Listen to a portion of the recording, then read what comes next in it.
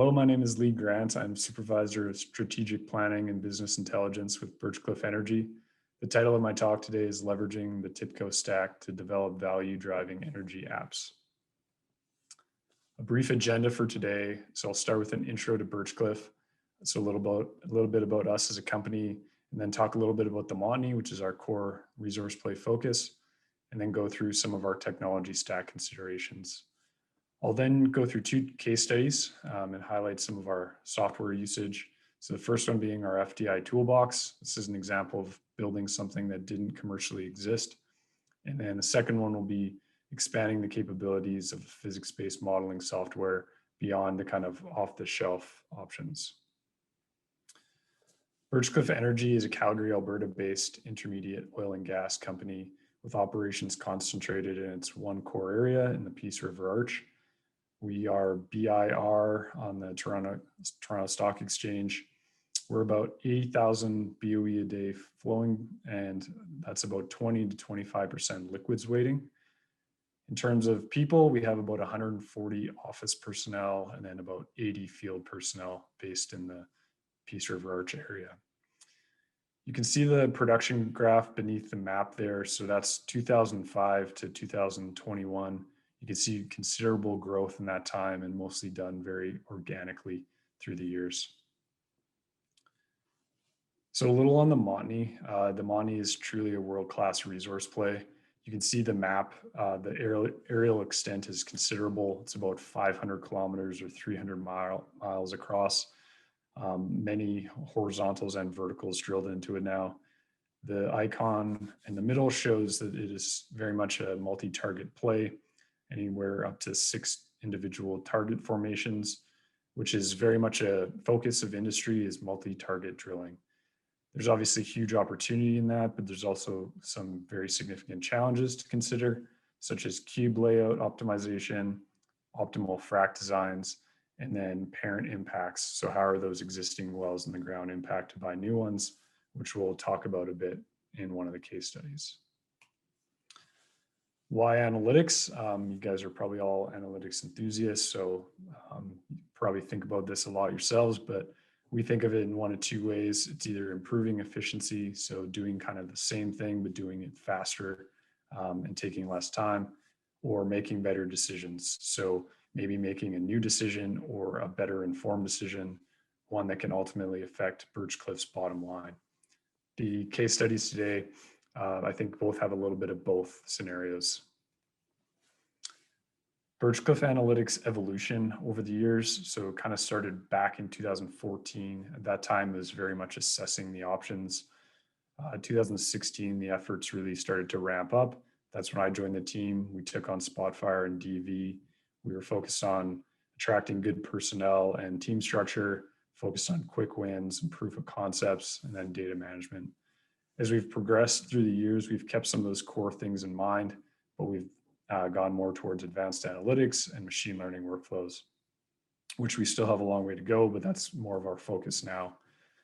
In 2020, we centralized our analytics team. So we kind of operate with one small centralized team, and then we have embedded analytics champions on the technical teams, and that seems to be really successful for us. This is a diagram kind of showing our technology stack, so flowing from the bottom upward. In the bottom, we see our core technical disciplines. That data flows upward. We gather, clean, and QC it. It then lands in its native database. We do further preparation, aggregation, and featurization on that data, sometimes restoring it, sometimes pushing it directly to our DV layer. We use TIBCO Data Virtualization to do that, where we curate a lot of our Spotfire content. We push that up to Spotfire, which is our main analytics and visualization workhorse, where we have tons of stuff, different workflows built out there. You can see that little flashing arrow. That's really kind of a unique thing that we've been able to implement that I think makes our implementations really powerful, where we harness the strengths of Spotfire and then push data back to database using TERR to really make that a closed loop workflow and to really build on the strength of those analyses. We have brought in TIBCO Statistica. I won't talk to it specifically today. We're still developing that. That's one of our newer TIBCO products, still trying to fit that into our workflows. So I'll go through a little bit of an example now of how we navigate our technology stack. We have over 100 info links available. So how do we communicate that back to our users in a way that's really intuitive? I'll show an example here. So this is a Spotfire page where we've used TDV to pull in basically all of our resources for Spotfire, and then you can navigate.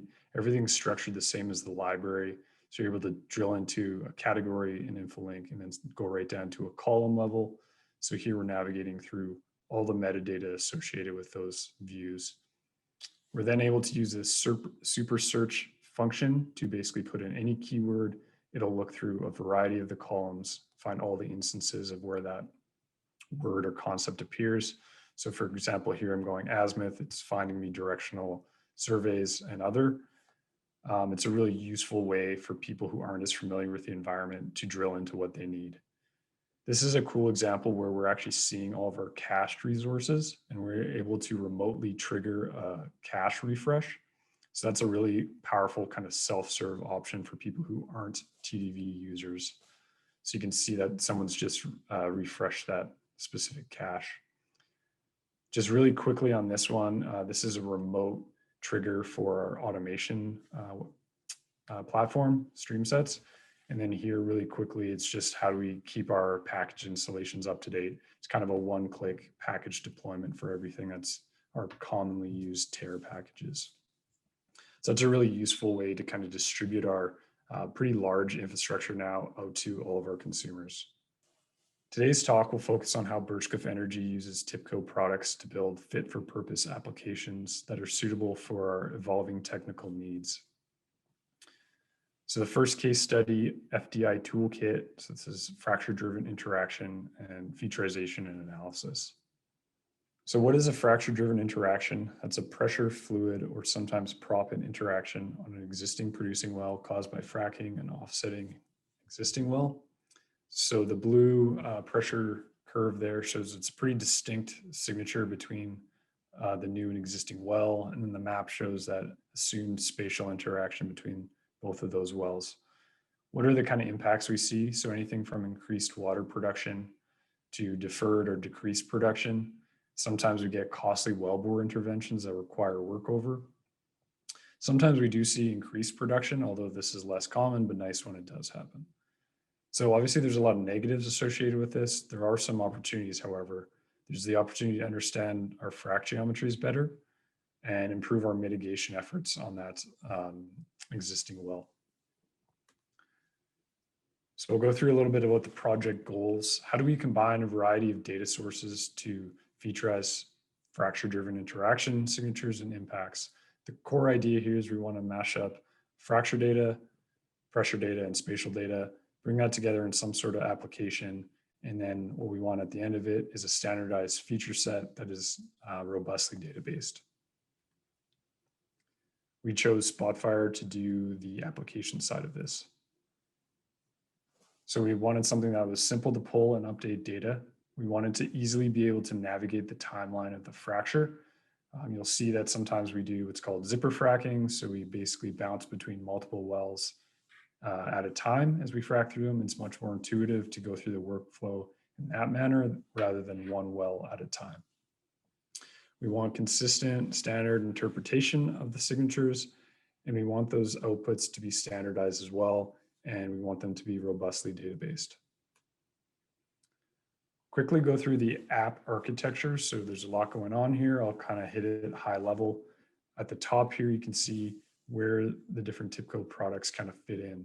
So starting on the left, those are all of our different data sources. So again, the frac side, pressure side, spatial side, we use DV to pull that all together and curate those views and make them available for Spotfire.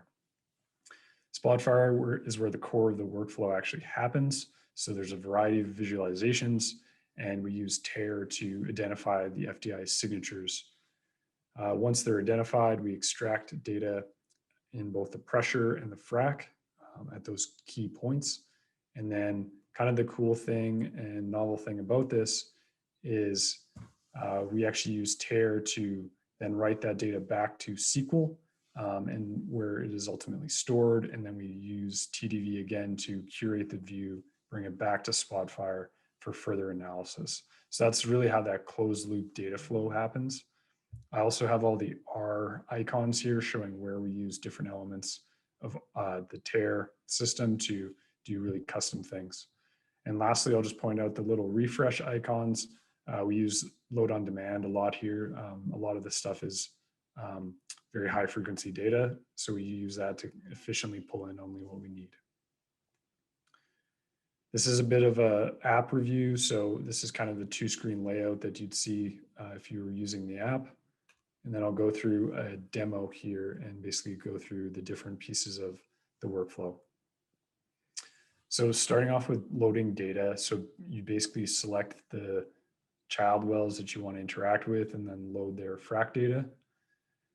Similarly, you do the same with the parent or existing wells, kind of leveraging the map to select what you want and then pull in the data.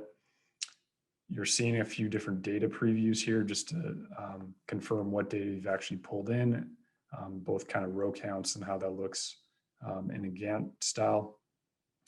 Now going into the core of the workflow, we've selected one well and we're now navigating chronologically through the child wells. So this is an example where the stage has been hit.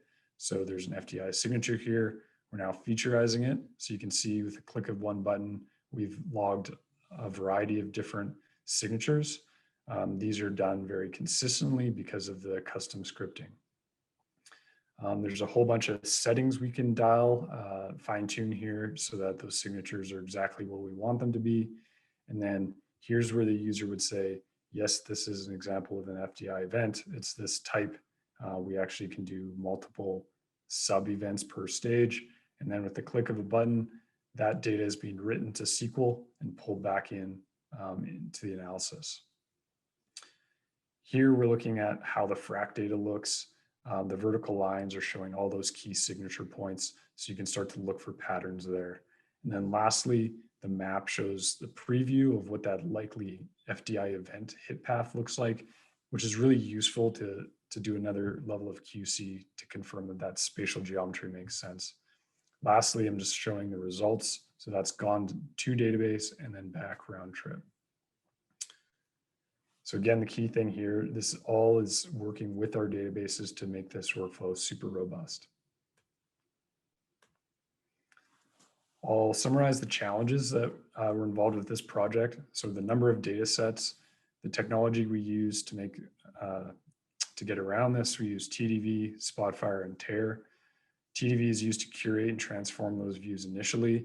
And then there's a whole bunch more transformation, combination, and co-visualization visualization happening in Spotfire.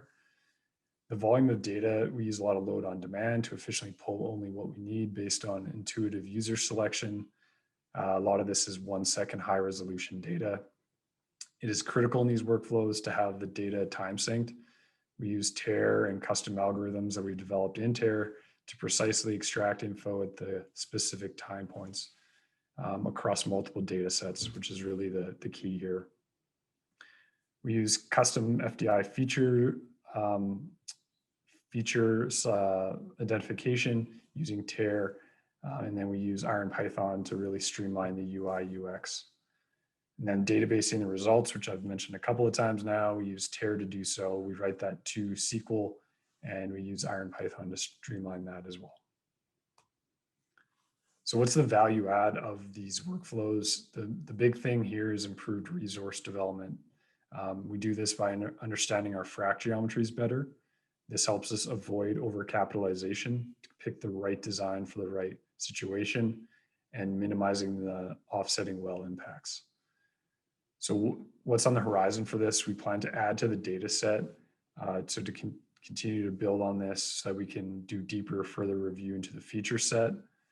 For example, here we have mapping some volume to first response. It's one of our features, and it's shown visually on the map, makes for a really useful interpretation. Next, I'll move on to the second case study. This is how we're expanding an off-the-shelf physics-based simulator to provide deeper insights to the team. I'd quickly like to thank some of the key developers at Birchcliff behind this. I thought it was a really cool case study and wanted to share it with you guys, but Mason, Sadek, and John are really the pioneers behind this. Project goals going into it: how do we leverage a physics simulator's rich data output to gain deeper insights into frac geometry and reservoir performance? So here we're taking the physics simulator, that's the bulk of the output, but we want to merge that with some miscellaneous data that we already have in our data infrastructure. And then also another key one here is to combine it with diagnostic data, whether that's microseismic, sonic imaging, fiber, et cetera. Bring that together in one application. And at the end of it, we want to have deeper insights. Again, we're using TIBCO Spotfire to make that happen. We needed to develop a method to parse the data output from the simulator. We wanted to merge that with our other miscellaneous data sets. We wanted to analyze with supporting diagnostics, which I have a good example of, and then we want to unlock deeper insights. So we can kind of think of this as a data connector in a way. So the data simulations happen as normal, and then we use TIBCO Spotfire interface with a Python data function to then parse that data. I'll show how that works.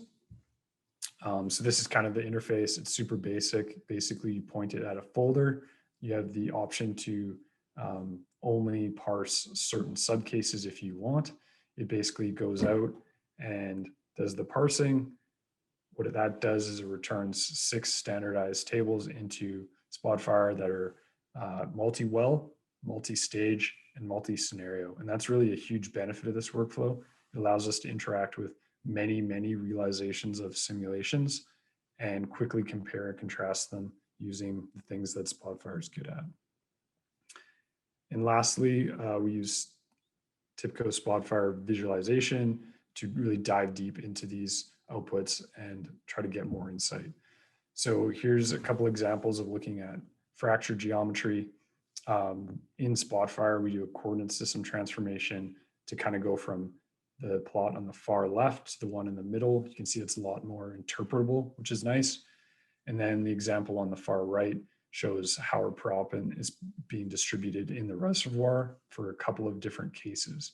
The color suggests the intensity of the proppant distribution, so it gives you an idea of how it's located in space. This is a neat example showing integration with a diagnostic data set. So you can see this is one example wellbore shown in black, and then 2 different views, so kind of a top down and then one looking down the wellbore. And on the top 2 plots, those are outputs from the physics simulation. And then on the bottom, there's a variety of microseismic events for the entirety of the well. And basically what we're trying to do here is look at those 2 data sets together and basically assess whether or not they're matching up. So this really helps us build confidence with the simulation output, and then also helps us get confidence in our microseismic. You can see here in the blue boxes, that's our interpretation of what is the kind of effective interpreted frac length, and then also the frac height. So you can see overall good alignment between the 2. Next, we're using Spotfire to show some production sensitivities. So on the left, this is just out of the physics simulator. We've ran a whole bunch of different cases. We've sensitized on everything from pad layout, frac design, et cetera. We're seeing then the spread of different production sensitivities out of that so that we can assess production versus the additional cost to get that design. On the right is a cool example. So this is where we've actually used Spotfire to mash up both a physics-based simulation, and then we've also used a machine learning-based data-driven approach to predict wells, the same wells. So now we're co-visualizing those 2 data sets together and seeing how how much alignment we have between the 2. Again, this allows us to really improve our confidence in both those answers and use them together. So to summarize some of the challenges involved with this project, so on the data integration side, so this is really a key reason for using TDV and Spotfire. versus just the physics simulation software. We're able to bring in other data sets that we already have. Output parsing. So again, we use Spotfire and then Spotfire's Python data functions to efficiently parse and combine a multitude of output files into 6 standardized Spotfire tables that are easily interacted with by the user. Comparing cases, again, this is a huge reason to go to Spotfire. So we're using all the things Spotfire is good at, including filtering, marking, visualizations, to succinctly compare multiple runs, multiple cases. That's really a huge benefit. Challenges in the off-the-shelf physics simulator are the limited visualization types. So obviously we're using Spotfire to extend beyond that and use a lot of the diverse visualization types to deepen the insights we can get and do kind of multivariate data visualization. The value add for this project, so really we were focusing on using each software for its strengths. So we're using the physics model for its fully coupled simulation, the reasonable extrapolation. So if we test a design that we've never tested in the field, it's going to give us reasonable results. We can do a lot of zero CapEx testing. So we can test something on a computer rather than in the field where it could cost millions. We use Spotfire for things like ad hoc analysis, data integration, and fast and flexible visualization. Value add, again, using it in combination with other diagnostic data sets is huge for us. And this is something we're doing a lot of. So that could be, like I showed, microseismic, or it could be things like wellbore sonic imaging or fiber data. In the future, we're trying to still, I guess, assess the balance of standardization versus project specific. So right now it's kind of built as an easily deployed connector. Do we want to build out a more kind of standardized toolkit that can be used on any project, or do we want to kind of allow it to be flexible and based on what the user needs?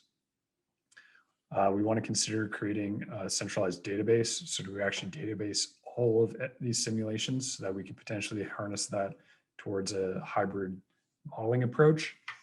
And then we also want to apply our internally developed economic model that we have a Spotfire data function for that we can plug in on top of the physics simulation. So the key takeaways for the presentation: Birchcliff Analytics infrastructure has enabled us to develop many powerful workflows, and TIBCO products have been a key part of that success. So data virtualization, that gives us a solid data foundation to work from. Spotfire allows us to do visual analytics. That's really our workhorse for doing analytics. And then TERR and Python data functions. That's really allowed us to push the limits. Basically, every time we kind of max out what Spotfire can do, we can pull in TERR or Python to kind of allow us to push the limits of what we can get done. That's all I have for today. Thank you very much to TIBCO for allowing me to present today. Really appreciate it. Hope you enjoyed the talk.